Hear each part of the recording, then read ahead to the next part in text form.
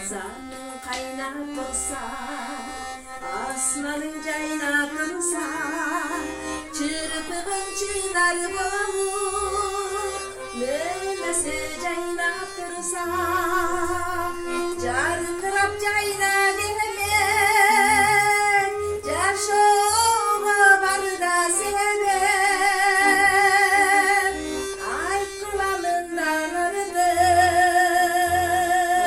adamla yetne gerek, ay kulağından aradım,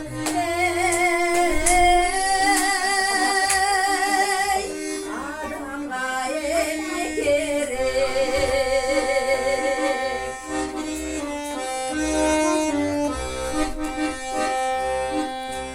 Oldu malın olsun,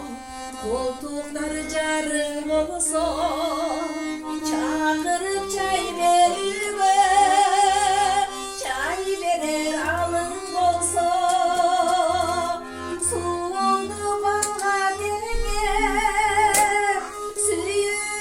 ve barda sever, ay kulağımdan aradık, adamla yemle gerek, ay kulağımdan aradık,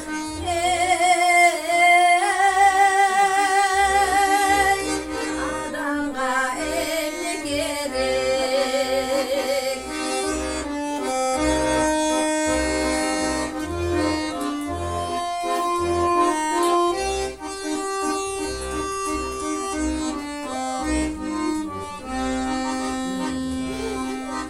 Malların yestü olsun,